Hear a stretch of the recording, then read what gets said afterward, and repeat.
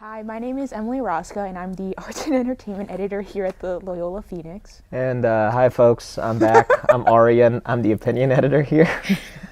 So for this episode of Unscripted, we went to go see Bohemian Rhapsody, which came out in theaters November 2nd.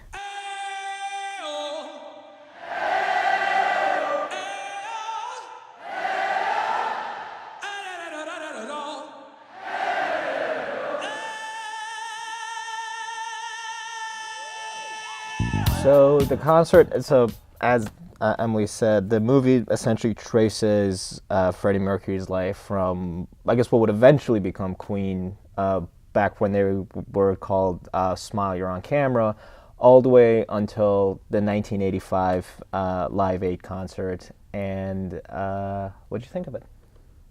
I am not someone who really ever listened to Queen, and I knew nothing of Queen or of Freddie Mercury, just really, I went into this movie thinking that I'm not going to enjoy it or not going to understand it because I didn't really follow the band and wasn't someone who really listened to their music much, but I was very mistaken, or I was proven very wrong, and loved every minute of the 2.5 hour long film. It was just such a fun movie. It really was. And the movie is getting a lot of hate for, they're saying, it doesn't capture Freddie Mercury's life, or Freddie Mercury had such a larger life than that. Yeah, obviously you can't. It's a movie. You can't. Basically, there are three people whose life you can never capture: David Bowie, Mick Jagger, and Freddie Mercury. And I think the movie does the best with wrangling in the wild tiger that was Freddie Mercury's life. And I think the entire time I was thinking, I was jealous pretty much. I wasn't at all the concerts they especially the Live Aid one. The Live Aid concert. What they basically performed in at the very end of the movie, a 10-minute set of their concert at Live Aid, and it was just such an intense 10 minutes, but it also felt like in the theater you felt that you were at that concert, and I really wished that I was at a concert in that crowd, jumping up and down, screaming all the lyrics to the songs, because the energy from on screen really just radiated into the theater. And I think that was the one thing going into the movie. I didn't think they could do that, to capture the energy of those concerts. But whether it was that legendary Rio concert with 1.5 million people attended, or their Madison Square Garden debut, or their the Live Aid concert, they captured the energy of a Queen performance, and you felt like you were there, essentially. Yeah.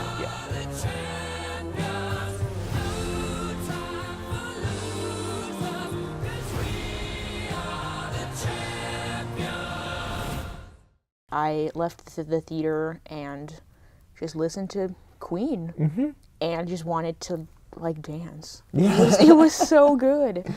So the movie is 2.5 hours long, which going into it I was worried, but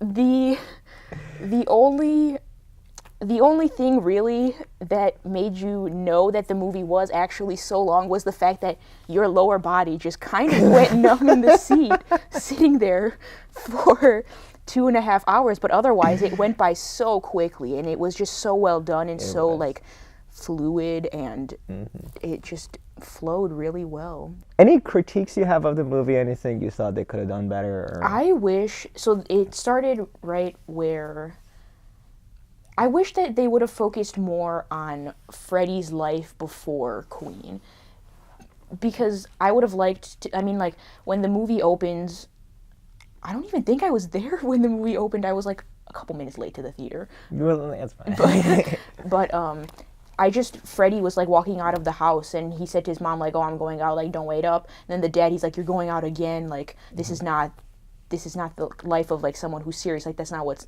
that kind of person would do. But actually Freddie goes and he meets the people who end up becoming his family, his bandmates.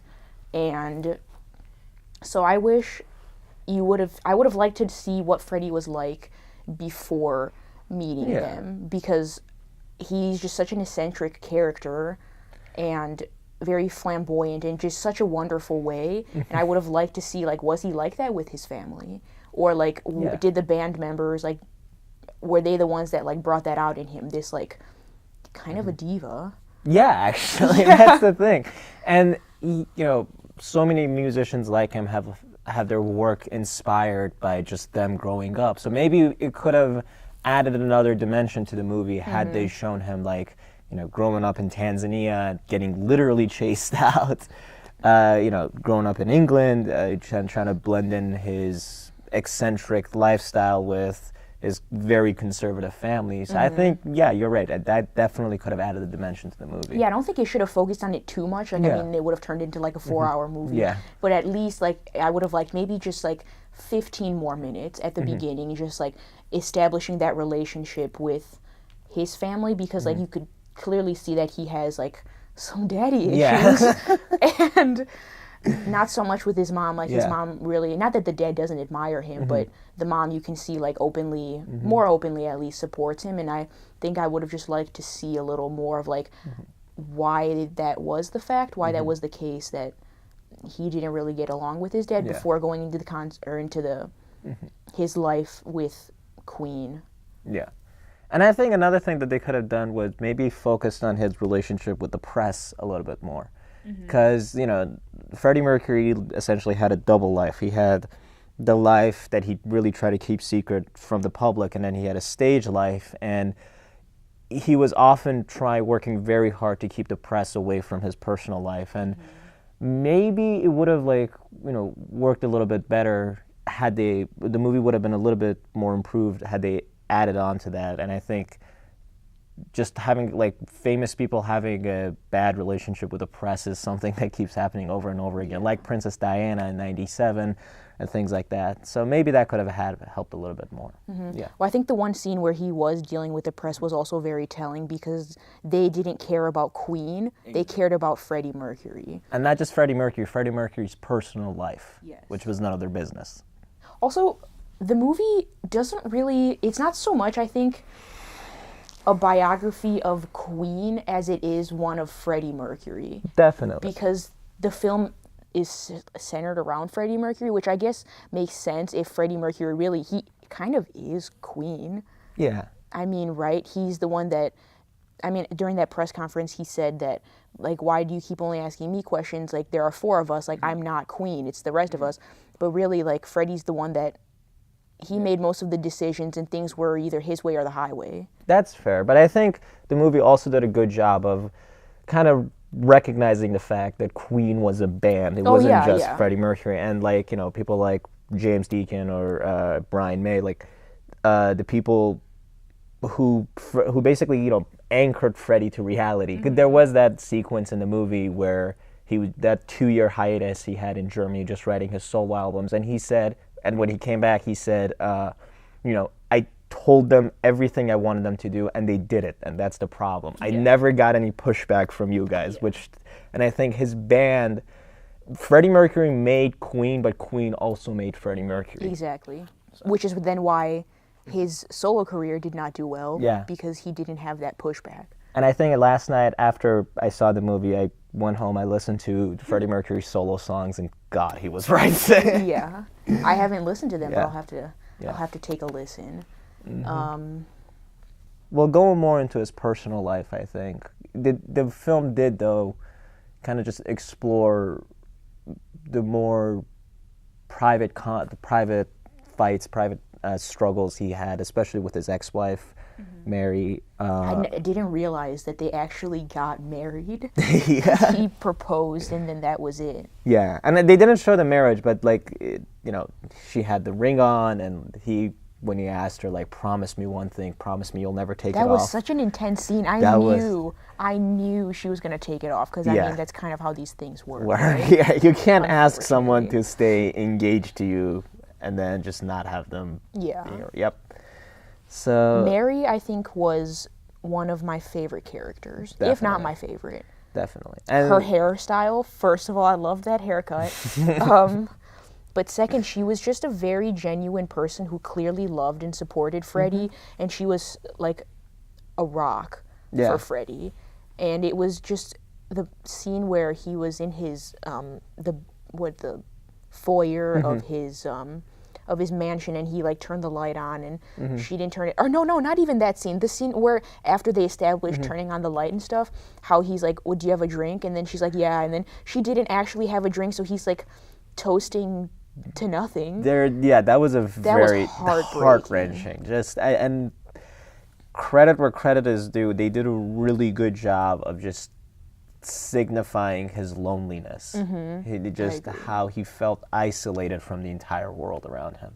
Yeah. Which is sad. It really, and I mean Freddie, and I think like the name of the, as we said, like the movie is really more focused on Freddie Mercury as a person, but the title of the movie, Bohemian Rhapsody, is very appropriate because Freddie Mercury. I was thinking about this, yeah. And Freddie Mercury's life, is a direct reflection of both the movie's title and their famous song Bohemian Rhapsody. Because, as I said, like Bohemian Rhapsody means like a weird, epic poem, and that's what it was. Freddie Mercury's life was this epic poem full of ups and downs, and I think the movie did a pretty good job of capturing that. Yeah, I think it's also such an appropriate thing to name the movie because not only like is Bohemian Rhapsody like their most well-known song, but it's also the song that I think it really encapsulates the band. It's just like kind of all over the place, but so classic and so like you know what it is. Like it's Queen. So now what? This is when the operatic section comes in. Oh, the operatic section, yeah. Mamma mia, mamma mia, mamma mia, let me go. It's so really appropriate to like name the movie this. Like they say in the movie, like they were four misfits who were playing for other misfits. That's what their song was for. Yeah. One of the things that this movie is getting so much flack for is the fact that people say that it didn't do a good job capturing Freddie's the fact that he's gay. And that the film just like glossed over it, but I actually very much disagree with that. Yeah. Because Freddie, the entire movie, you started when he met Mary, and they have this relationship and everything, but then it's the way the camera focuses on like Freddie looking at other men, and like you can see the like cogs turning in his head and everything. So I think the fact that he's gay is like an underlying. Yeah, it clearly showed. The movie does show that it's a part of his life, but at the same time, it doesn't reduce him to that. No. And I think the one thing the movie does very well is it doesn't reduce Freddie Mercury into anything. It acknowledges every single part of his life. It acknowledges his brilliance. It acknowledges his sexuality that he always struggled with. It acknowledges how he was a little bit of a self-destructive person who was a bit of a jerk to the people who loved him and tried to support him.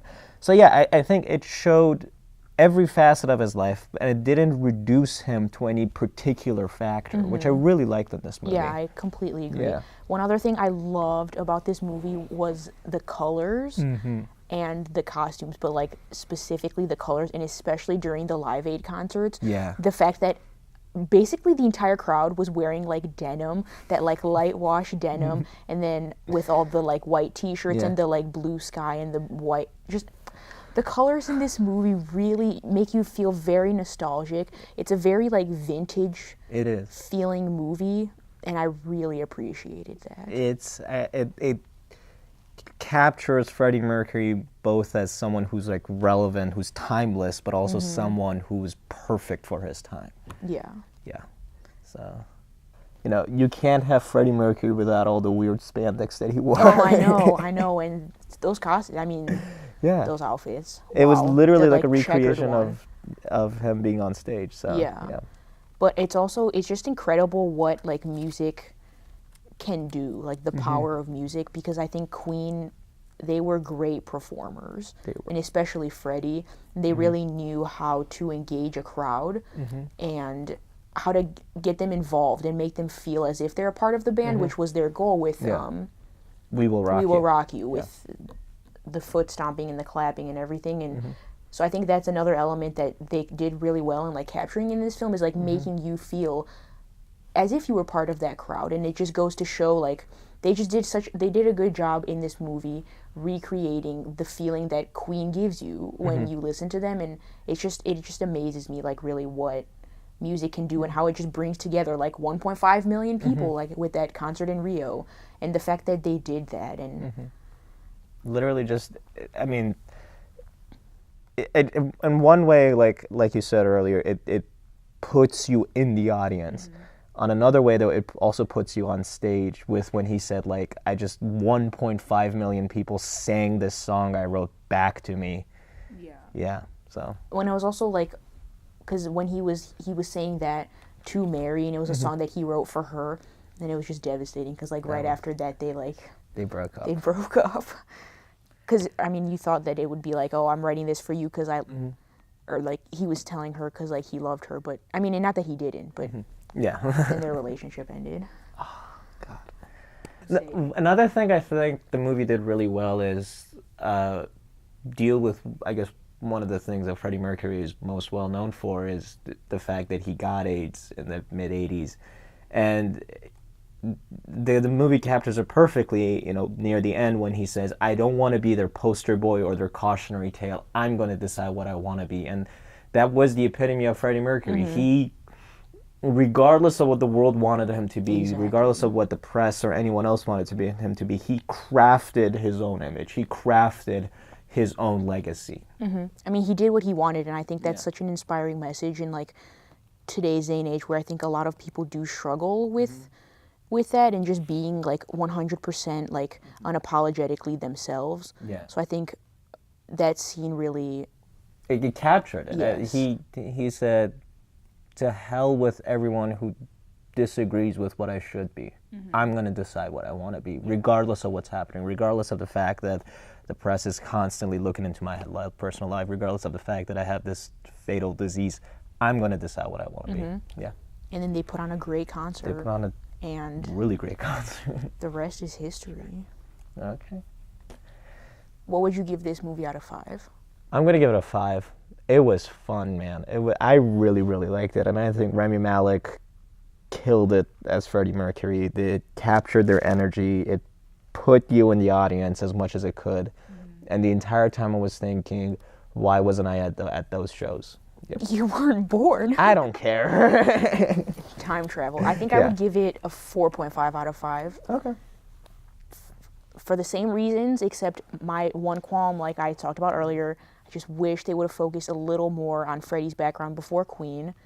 But I think people should definitely see this movie, regardless of whether or not you listen to Queen or know Freddie's story, because, I mean, here I am. Yeah. I saw it, didn't really know much about either of them, but loved it so much. And, I mean, Arian saw it twice. I did. So if he saw it twice, you guys could see it once.